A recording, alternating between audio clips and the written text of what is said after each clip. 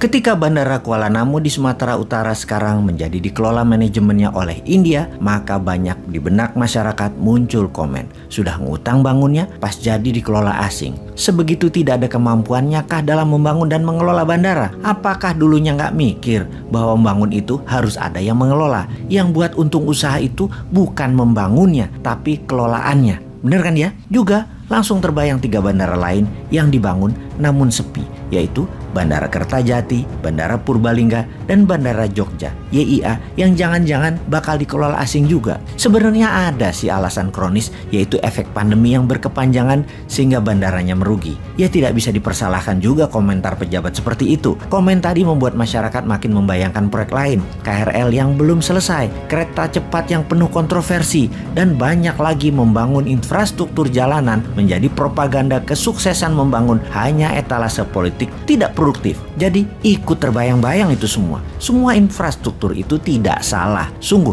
membangun itu tidak pernah salah. Semua itu ada manfaatnya. Sungguh. Namun, ketika hasilnya tidak maksimal, tidak ada yang mengelola, dan memberatkan, baik secara bisnis karena lama balik investasinya, juga berat karena beban hutang cara membangunnya, maka kita harus menemukan solusi. Walau agak ngocol memberikan solusinya, bikin kuping panas, namun tetap kita harus memberi solusi. Sungguh, kalau kita detailkan, kita New Mind ini sangat mendukung pembangunan infrastruktur. Yang membedakan dari sisi pandang New Mind adalah membangunnya kaum New Mind adalah caranya yang berbeda dengan Old Mind. Bukan tujuan yang berbeda, sama tujuannya. Sekali lagi, caranya. Cara berhutang, pakai teknologi asing, pakai uang asing, pakai orang asing, bahan procurementnya asing, itulah yang dikritik New Mind. Kita ingatkan sekali lagi, biar lebih paham. Membangun infrastruktur tidak salah. Yang salah itu kok bisa-bisanya dibohongi oleh pejabat di lingkungannya dengan mengatakan bahwa membangun infrastruktur itu wajib,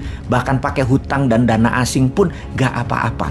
Padahal berbarengan dengan itu semua, karena ada unsur asingnya, bisa jadi ini hanya akal-akalan yang pasti bisa membawa keuntungan pribadi pejabatnya. Bener deh, berhutang dengan asing itu salah. Membangun pakai asing itu caranya salah. Namun karena tidak tahu, tidak paham, tidak ngerti, ya ambiar jadinya keuangan negaranya. Dengan makin meningkatnya hutang dan uang beredar jadi sedikit di masyarakat. Kita rincikan, kita tahu di dalam membangun infrastruktur itu ada 2 macam. Ada infrastruktur statis, ada infrastruktur dinamis. Statis itu diam, seperti jalanan, jembatan, bandara, pelabuhan, rel. Infrastruktur dinamis adalah kendaraan yang mengisinya. Mobil, motor, pesawat, kapal laut yang mengisinya. Manusia yang mengisinya, barang-barang, barang konsumtif, barang produktif, apa aja. Semuanya barang itu adalah yang disebut pengisi infrastruktur statis. Entah bagaimana kok ditelan mentah-mentah dengan pemahaman bahwa negara Tiongkok membangun infrastruktur jalanan dan lain sebagainya sebagai landasan kemajuan negara Tiongkok. Maka jawabannya adalah salah, nggak sepotong begitu melihatnya. Yang dibangun Tiongkok bukan infrastruktur statis saja, tapi plus infrastruktur dinamis. Jadi jalanan dibangun ya isinya yang berupa mobil, truk, bus, motor, semua jadi paket,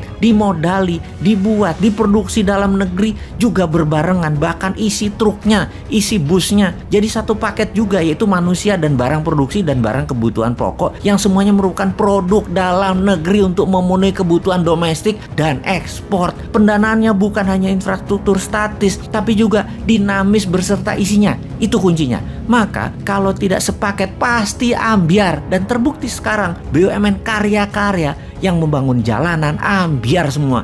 Kontraktor dan subkontraktor punya piutang tagihan tak terbayar di proyek-proyek tersebut. Karena IRR returnnya hanya dari infrastruktur statis yang gak bakal balik modal lama. Apalagi hanya mengandalkan isi kendaraan kebutuhan pribadi, bukan produktif serta komersial yang hanya ngabis-ngabisin bensin, oli, dan makin banyak impor lah kalau kayak gitu. Bukti lain lagi, kita ini niru Tiongkok hanya bungkusnya disertai ketidakfahaman bernegara pejabatnya.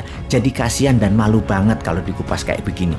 Apalagi kalau ada masalah, maka menterinya yang dipanggil, pejabat tertinggi melimpahkan 100% ke menterinya. Jadi kalau salah menterinya, kalau benar pemimpinnya. Sempurna idenya dan sempurna pasukan buzzer yang melindunginya dengan berita yang selalu positif. Di sisi New Mind, kita bukan memberikan informasi negatif. Benar kita nyinyir, tapi tapi kita selalu memberikan solusi alternatifnya. Kita kuatkan bukti menunjang data kita. Amerika di tahun 1933 juga membangun infrastruktur jalanan.